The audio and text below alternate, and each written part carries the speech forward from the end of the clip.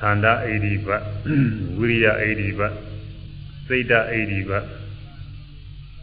Vimanda 80 baht, so 80 baht leva. Wanyaya me diyari be. Diya atuk haza, diya amatuk hingre goga. Di 80 baht leva ma thai diya lo da tu chi la ma. Diya atuk dekha kala ja shudai ma dai di 80 baht leva de thai diya lo da tu pa wen pi do phit pa de. Shudai ma daiလိုလားတဲ့စိတ်ဆန္ဒကတော့ပါရမှာပဲမလိုလားရင်မှတ်လို့မဖြစ်ဘူးဝိရိယကလည်းပါရအောင်မယ်ကြောက်ညက်ဆက်ရအောင်မယ်ဖောင်းမယ်ပိန်နဲ့ဖောင်းတာပြီးရင်ပိန်နာမှတ်မိအောင်ပိန်နာပြီးရင်လည်းပဲထိုင်တာမှတ်မိအောင်ထိတာမှတ်မိအောင်နောက်တစ်ခါတစ်ခါဖောင်းတာပိန်နာမှတ်မိအောင်မြင်လာကြတာပေါ်လာလို့ရှိရင်မှတ်မိအောင်စိတ်ကူးဖြစ်ရင်မှတ်မိအောင်ဝေဒနာဖြစ်ရင်လည်းမှတ်မိအောင်ဒီတိုင်းတွေကိုမှတ်မိအောင်ကြောက်ညက်ဆိုင်ပေးတဲ့ဝိရိယဆိုတာပါရတယ်ပညာသွားနေတဲ့ခါညာပိုသိတာပေါ့ညာလန်းနဲ့ဘယ်လန်းနဲ့ဆိုတလမ်းပြီးတလမ်းတခါနဲ့အလားနိုင်လားနိုင်မှတ်မိအောင်လို့ကြောင်းညက်ဆိုင်တဲ့ဝိရိယလေးပါနေတယ်နောက်ကတွန်းပေးနေတယ်လို့ပဲကြွရတယ်လှမ်းတယ်ချရတယ်ဆိုရင်ဓမ္မပိဓမ္မကြွတာပြီးရင်လှမ်းတာမှတ်မိအောင်လှမ်းတာပြီးရင်ချတာမှတ်မိအောင်ချတာပြီးရင်လည်းတစ်ဖက်ကကြွလာတာမှတ်မိအောင်ကြောင်းညက်ဆိုင်ပြီးတဲ့ဝိရိယလေးဟာသူကပါနေရတယ်ကြောင်းညက်ဆိုင်မှုလေးပါနေရတယ်အဲဒီတော့မှတ်တိုင်းဒီဝိရိယအိဒီဘကလည်းပါဝင်ပြီးတော့ပြည့်စည်နေပါတယ်စိတ်ဣထက်တာမှုကလည်းပဲဒီထဲမှာမှတ်တိုင်းမှတ်စိတ်ဆိုတာစိတ်ပဲစိတ်လိုပဲပြောနေရတာအဲဒီစိတ်ကလည်းထက်တဲ့သဏ္ဍာန်သူရှိနေတယ်ဒီထဲမှာမှတ်တိုင်းအသိဉာဏ်လေးရတယ်ပါတယ်ပထမကျေဥစွာတော့မက္ခသာတော့ဘာမှသူ့ချတော့မသိသေးဘူးဖောင်းနေဆိုရင်ဖောင်းတာပဲဒီပိန်နေစဉ်ပိန်နာဒါတော့ပဲတည်ရတာပဲသမာဓိညာအားကောင်းလာတဲ့ခါကျတော့ဖောင်းနေဆိုလို့ရှိရင်တစ်ဆင့်ပြီးတစ်ဆင့်ဖောင်းတဲ့နေတဲ့သဘောတောင်းတဲ့သဘောတင်းတဲ့သဘောလှုပ်ရှားတဲ့သဘောတွေဘိုင်းမဲချာသိတယ်ဒီမင်းကတွေးမနေရပါဘူးပြန်စမနေရတော့ဘူးဒါကတောင်းတဲ့သဘောပဲဒါကတင်းတဲ့သဘောပဲဒါကရွေရှားတဲ့သဘောပဲဒါကရုပ်ပဲစသည်ဖြင့်မစင်စားရပါဘူးမစင်စားပဲနဲ့ဟောဖောင်းတယ်မိုက်တာနဲ့ရွေချင်းတောင်းတဲ့သဘောတင်းတဲ့သဘောရွေရှားတဲ့သဘောလှုပ်ရှားတဲ့သဘောအသိကလေးကသိသွားတယ်ဒုက္ခိတနဲ့သူဖြစ်သွားတာလေးသိပါပြီးတော့အဲဒီသဘောလေးဖောင်းတာလေးစပြီးပေါ်လာတာလည်းသူသိတယ်သုံးသွားတာလည်းသိတယ်တောင်းတဲ့သဘောတင်းတဲ့သဘောလေးတွေတရွေ့မရောက်ဘဲနဲ့ပေါ်လိုက်ပြောက်လိုက်ပေါ်ပြီးပြောက်သွားတဲ့သဘောတွေသူသိတာပဲတွေးမနေရဘူးတွေးစဉ်းစားဆင်ခြင်မနေရဘူးယောဂီပုဂ္ဂိုလ်ကကိုယ်တိုင်တွေးသိတာသိပြီးတော့ရှင်းတာသိပြီးတော့ရှင်းတာတော့တရားအာမတုဘူးတဲ့ပုဂ္ဂိုလ်ဘေးကနေပြီးအတွေးနဲ့ရောဟောနေတဲ့ပုဂ္ဂိုလ်တွေရှိကြပါတယ်ဒီပုဂ္ဂိုလ်တွေကတော့သူတို့ကိုယ်တိုင်ကမတွေ့တာနဲ့သူများတွေရှုမှတ်နေတာလဲသူတို့လိုအောင်းမေ့နေတာကိုသူတို့လိုပဲအောင်းမေ့တယ်စဉ်းစားမှအသိမဲ့တော့အောင်းမေ့တယ်တော့စဉ်းစားဆင်ခြင်တာမပါတာနဲ့သူတို့ကတချို့ကသဘောမကျကြဘူးဖြစ်တယ်ပြည့်တယ်အနိစ္စဒုက္ခလည်းစဉ်းစားတာမပါဘူးဒီထဲမှာဝိပဿနာသဘောတွေလည်းမပါဘူးဆိုပြီးတချို့ကဒီလိုပြည့်နေတာရှိပါတယ်အဲ့ဒါကသူတို့မသိလို့သူတို့နဲ့နှိုင်းပြီးတော့စဉ်းစားပြောနေတာဖြစ်တယ်အနိစ္စဒုက္ခအနတ္တစဉ်းစားတာကဒါကကိုယ့်ဟာကိုပြန်ဖန်ယူတာပဲတကယ်တွေ့တာမှမဟုတ်ပဲဒါကကြက်မှတ်တာဘာခက်လို့တော့ဘာမှမခက်ဘူးကြက်သည်အနိစ္စဒုက္ခအနတ္တမမြဲဘူးဆင်းရဲသဘောတရားဘယ်လိုဆိုနေလင်္ကာလုံးရှိတာပဲကြက်ထားဘာမှမခက်ပါဘူးရပါတယ်အဲ့ဒါကဆိုရင်ဆိုတာဖြစ်မှာပေါ့အဆိုတွေဖြစ်နေမှာပေါ့မွန်ရင်းဆရာတော်ကြီးပြောတာလို့ဒါကဝိပဿနာမဟုတ်ဘူးတဲ့ယုဖဿနာတွေဖြစ်နေတဲ့အနိစ္စဆိုတာကိုပြောတယ်လို့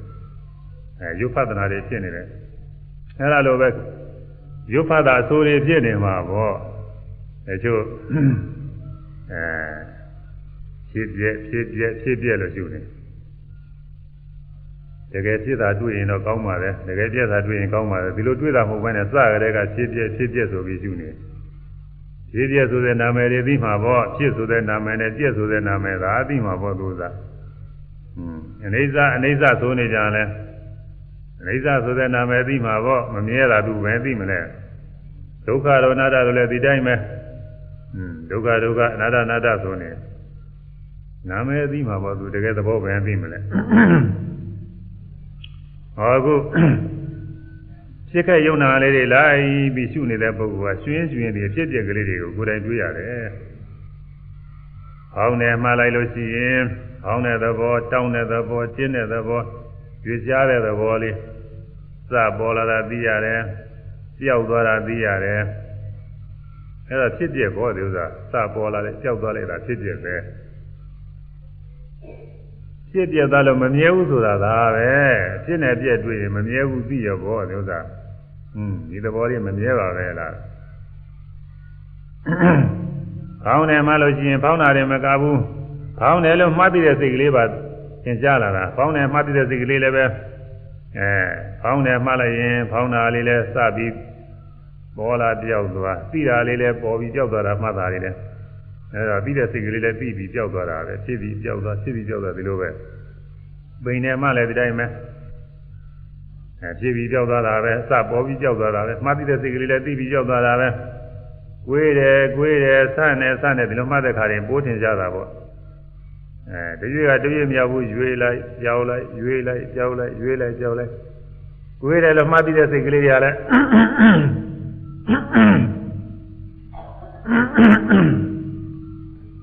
သိပြီးရင်ကြောက်သွားရင်သိပြီးရင်ကြောက်သွားရင်အဲ့ဒါလေးလည်းဖြစ်ပြီးပြောက်သွားတာပဲအဖြစ်ပြည့်တွေထင်းနေတာမမြဲတာတွေယောဂီပုဂ္ဂိုလ်မှာရှင်းပြီးတော့သိနေ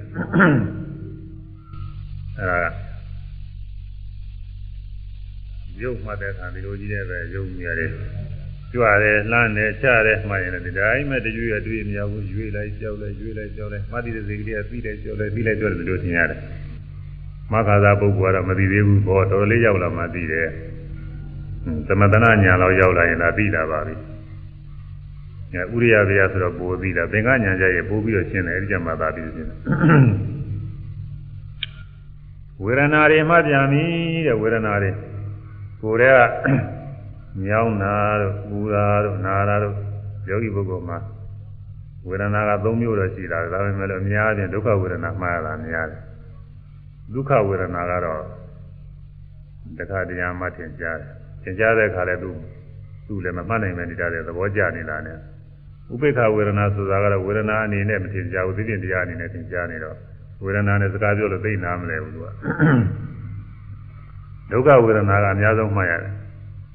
ညောင်းတာပူတာဆိုတော့ကိုယ်ထဲမှာတဏှာကလက်ထောက်ထားရင်ထောက်ထားတဲ့လက်ထိတဲ့နေရာကပူနေတာရှိတတ်တယ်ခိုင်းနေလို့ရှိရင်လည်းအောက်ကထိနေတဲ့နေရာတွေတခုနဲ့ကိုချင်းချင်းခြေထောက်ချင်းချင်းထိနေတဲ့နေရာတွေဖိနေတဲ့နေရာတွေကပူနေတာတယ်အဲဒီပူနေတာလေးတွေကိုပူတယ်လို့မှတ်ရင်ပူတဲ့သဘောလေးဟာပူဆိုတဲ့အပြင်ကပူတဲ့သဘောကဒေသောရခေါ်တယ်အတွင်းကပူပြီးခံခဲ့တဲ့သဘောလေးဒါနှစ်ခုကဗမာမှာတော့ရောနေတယ်လို့အပြင်ကပူတာလည်းပူတယ်လို့ပြောတာပဲအတွင်းကပူပြီးခံခဲ့နေတာလည်းပူတယ်လို့ပြောတာပဲဒါပေမဲ့လို့ယောဂီပုဂ္ဂိုလ်ကတော့ခံခဲ့တဲ့သဘောစူးစိုက်ရှုတဲ့အခါဝေဒနာရှုတာပဲပူတယ်နဲ့အပြင်ကပူလောင်တဲ့သဘောကိုစူးစိုက်ရှုတဲ့အခါကျဒေဇောရကိုရှုတာသူကအပြင်နဲ့အတွင်းကခတ်တူတူပဲသိမကွာဘူးဥပမာဘာလို့လဲဆိုလို့ရှိရင်လက်မနဲ့လည်းညှိုးနဲ့ထိထားတယ်ဆိုတော့အဲတော့လက်မဘက်ကနေမှတ်ရင်လည်းထိတာပဲလက်ညှိုးဘက်ကနေမှတ်ရင်လည်းထိတာပဲဒါပေမဲ့လို့အဲဒီမှာအမှရှင်းတဲ့ပုဂ္ဂိုလ်ညာရှင်းတဲ့ပုဂ္ဂိုလ်ကတော့လက်မဘက်ကထိတာနဲ့လက်ညှိုးဘက်ကထိတာနဲ့တော့မရောဘူးတခြားစီပဲလက်မဘက်ကနေမှတ်တဲ့အခါလက်မဘက်ကထိပြီးသွားတာတွေကတစ်မျိုးပဲလက်ညှိုးဘက်ကထိပြီးသွားတာကတစ်မျိုးပဲသူကအဲဒီလိုတော့တချို့ပုဂ္ဂိုလ်တွေကွဲပြားပြီးတော့ပြီးပါတယ်ဒါလိုပဲဒီမှာပူတယ်လို့မှတ်တဲ့အခါမှာအပြင်ကပူတဲ့သဘောဒေဇောဒစူးစိုက်မှတ်မိတဲ့ကလည်းရှိတယ်အတွင်းကပူလောင်ပြီးခံခဲ့တဲ့သဘောအဲ့ဒါကိုမှတ်မိတဲ့ကလည်းရှိတယ်ခုခံခဲ့တာမှတ်မိတဲ့အခါမှတ်မိတာကိုပြောပါမယ်ခံခဲ့တာမှတ်မိတာဝေဒနာကိုမှတ်မိတာအဲ့ဒါပူတယ်လို့မှတ်တိုင်းဟာပူတဲ့သဘောလေးခံခဲ့တဲ့သဘောလေးဟာအသေးဖြစ်ပေါ်လာတာတွေ့ရတယ်ပူပြီးတော့ပျောက်သွားတယ်တွေ့ရတယ် ဘူလိုက်ပြောက်လိုက်ဘူလိုက်ပြောက်လိုက်ဘူလိုက်ပြောက်လိုက်နဲ့ဒီပိုင်းစီပဲဘူပြီးပြောက်ဆိုတာသင်ကြားတယ်ပူတယ်လို့သိတဲ့စိတ်ကလေးကလည်းသိပြီးပြောက်သွားတာကြီးလည်းပဲတွေ့ရတယ်အဲဒီတော့အဖြစ်အပျက်သဘောဆိုတာတမင်စဉ်းစားနေရတာမဟုတ်ပါဘူးမှန်နေရင်စိတ်ခိုက်ယုံနာမှရင်တွေ့တော့တာပဲဘုန်းကြီးကခဏပြောနေတဲ့ဥပမာရှိပါတယ်ခြားတာကြီးဥပမာခြားကောင်လေးတွေဒီတန်းသွားနေတော့ဝေးကနေကြည့်ရင်အတန်းကြီးခြားမဲတယ်ဆိုရင်မဲတန်းကြီးပေါ့ရှေးကြီးအောင်မရနာသွားကြည့်လို့ရှိရင်သူကတကောင်နဲ့တခြားစီပဲဆက်မှမဆက်ပဲဘယ်ကအတန်းကြီးအစဉ်ကြီးရှိရမလဲမရှိဘူးသူကကောင်လေးအတူလေးတွေပဲအဲ့ဒါလိုပဲမရှုမမှတ်နိုင်တဲ့ပုဂ္ဂိုလ်တွေသုံးဖို့ရှုမှတ်ခါစားဝိပဿနာရှုပါးပုဂ္ဂိုလ်တွေလည်းပိုင်ချမသိသေးပါဘူးအဲ့ဒီလိုမရှုမမှတ်နိုင်တဲ့ပုဂ္ဂိုလ်တွေရှုမှတ်ခါစားညာမတက်သေးတဲ့ပုဂ္ဂိုလ်တွေမှာနားတယ်ဆိုလို့ရှိရင်နာတာဟာတဏှာရဲ့ပဲဆက်နာနေတယ်ပူတယ်ဆိုရင်လည်းပဲပူတာဟာတပူတည်းဆက်ပူနေတာပဲကြားချမရှိပါဘူးအဲ့ဒီနေမှာဖြစ်တယ်ပြက်တယ်ဖြစ်ဆိုနေလည်းပဲဆိုယုံမှာပဲတကယ်ဖြစ်တဲ့သဘောပြည့်တဲ့သဘောမထင်ပါဘူးနာမယ်ပဲရှိတာလားဟောဖြစ်ခိုက်ကလေးတွေနာတာပူတာလေးတွေစိုက်ပြီးတော့မှနာတယ်ပူတယ်စိုက်မှညာရင်လာတဲ့ခါကျတော့အဲ့ဒီတိုင်းပဲနာလိုက်ကြောက်လိုက်ပူလိုက်ကြောက်လိုက်အပိုင်းလေးဒီပိုင်းတွေခုနကချစင်တန်းကြီးအနာနာကပြီးငုံကြည့်လိုက်တော့တကောင်စီပြနေတယ်လို့ပဲအပိုင်းလေးတွေကသင်ကြားတွေ့ရတယ်ဒါကယောဂီပုဂ္ဂိုလ်ညာဥစ္စာကိုယ်တိုင်တွေ့တာတွေပါဒါကစာနဲ့ပင်နဲ့ကြည့်မှတ်ထားဖို့ရတော့မလိုပါဘူးခွန်ကြီးကဟောအရိပ်ပဲသိုံသာပြောနေရတာသိပုံလေးကဒီဟာညာရောက်လာတဲ့အခါသိတာပဲလို့ဆိုတာသိရအောင်ဒီလိုသိတာဟာအဖြစ်အပျက်ကိုသိတဲ့ညာရှင်းပြီးပြောက်သွားလို့မမြဲတာသိတဲ့အနိစ္စ ानु ပဒနာညာရှင်းပြောက်သွားလို့နှစ်သက်သာဝယ်မရှိတဲ့ဆင်းရဲပဲလို့သိတဲ့ညာတခါတော့နှစ်သက်သာဝယ်မရှိဘူးမကောင်းဘူးလို့ထင်လာတယ်ဒီဖြစ်ဖြစ်တင်ဒါဒုက္ခ ानु ပဒနာညာခေါ်တယ်သူကသူဖြစ်ပြနေတဲ့သဘောတရားများပဲလို့ကျွေးမှန်ရင်သဘောကျသဏ္ဍာန် ानु ပဒနာညာခေါ်တယ်အဲဒီအသိဉာဏ်လေးတွေဟာရှုတိုင်းမှတိုင်းဖြစ်နေပါလေဒါဝိမာန်တခေါ်တဲ့တရားပဲစူးစမ်းဆင်ခြင်တဲ့ဝိမာန်တခေါ်တဲ့တရားစူးစမ်းဆင်ခြင်ဆိုရင်လည်းဝိပဿနာရှုစဲမှာတော့အကြာကြီးစူးစမ်းနေရတာမဟုတ်ပါဘူးရှုလိုက်ပိုင်းခြားသိသွားလိုက်ရှုလိုက်ပိုင်းခြားသိသွားလိုက်ဒါလိုသိသွားပါတယ်အဲဒါတချို့ပုဂ္ဂိုလ်မှာအဲဒီဝိမာန်တခေါ်တဲ့စူးစမ်းတဲ့အသိဉာဏ်ကလွန်ကဲပညာလွန်ကဲနေတော့ဟောဒီကမ္မဋ္ဌာန်းဆရာကြီးမှပြန်ပြောတဲ့ခါကလာကြသူကသိရှင်းတယ်ပြောသိရှင်းတယ်သူသာသိပုံလေးရတချို့စာတွေပါလေလည်းမတတ်သေးပါဘူးမသိမှုသေးပါဘူးဗမာစကားတောင်မှတော်ရုံမဲတတ်သေးတာတချို့ကလေးတွေငယ်ငယ်ပဲသူက10နှစ်17နှစ်12နှစ်ဒီလိုကလေးတွေသူတို့ညာထူးတဲ့ပုဂ္ဂိုလ်တွေပြောတာသိရှင်းတယ်သူကပြကလေးတွေဘိုင်းမဲ့ကြားသိလာတယ်ကြောင့်ဘယ်လိုပြောတယ်မနာကောင်းပါလေဒါဝိမာန်တလွန်ကဲဝိမာန်တအိဒီပါလွန်ကဲအဲဒီအိဒီပါ၄ပါးတဲ့ဒီအိဒီပါ၄ပါးရှုတိုင်းဖြစ်နေတဲ့တရားတွေဒါတွေဟာဒီအိဒီပါ၄ပါးမပါဘဲနဲ့ကိုမဖြစ်ပါဘူးသွားကြောက်ပါကပေါ်တိုင်းပေါ်နေရုံနဲ့ရှုရမယ်ဆိုရင်လိုလားတဲ့စိတ်ဆန္ဒမပါဘဲနဲ့ရှုတာမဖြစ်နိုင်ဘူးအဲတော့ဆန္ဒအိဒီပါပါနေကြောင်းညာမဆိုင်ဘဲနဲ့မဖြစ်နိုင်ဘူးဝိရိယအိဒီပါပါနေစိတ်မထက်တာမဲနဲ့မဖြစ်နိုင်ဘူးစိတ်ဓာတ်အိဒီပါပါနေအသိဉာဏ်မရှိဘဲနဲ့မဖြစ်နိုင်ဘူးဝိမာန်တအိဒီပါပါတယ်ဆိုတော့လွန်ကဲတာကတော့တခုကပဲလွန်ကဲဆုံးဖြစ်ရမယ်တခုကပဲလွန်ကဲတယ်အဒီဒီပစ္စည်းတတ်အဲဒီအိဒီပါ၄ပါးတရားတွေဉာဏ်နာဖြစ်တဲ့အခါပွားများပြီးသားဖြစ်သွားပြီလိုလေသေးမရှိတော့ဘူးဟိုတရားထုတ်ပါသောပုဂ္ဂိုလ်တွေတော့စဘောကသားတွေပေါ့လေသန္တာသောသောကတွေကသန္တာရှိလို့တရားလာအားထုတ်တဲ့ဒီသန္တာဟာပွားနေတာဝိရိယဟာလည်းပဲကျောင်းညာစိုက်ပေးနေတာမှတ်ချက်တယ်ပွားနေတာစိတ်လည်းပဲအစတွေကထက်ထက်တန်တန်ရှိလို့လာအားထုတ်အဲ့ဒီစိတ်ဟာလည်းပဲမှတ်တိုင်းပွားနေတယ်စိတ်ဟာစိတ်တော့စိတ်ပဲအစကလည်းဒီစိတ်ပဲ ဝိပဿနာရှုတော့လေဒီစိတ်ပဲဒါပဲမဲ့လို့ထက်ကဒီစိတ်ကိုဖြစ်အောင်နှလုံးသွင်းတာပွားနေတာထက်တာလားသင်နဲ့သင်နဲ့ကျင့်တာစိတ်ရအဲတော့စူးစမ်းဆင်ခြင်တဲ့ပညာအစကလည်းစဉ်းစားတဲ့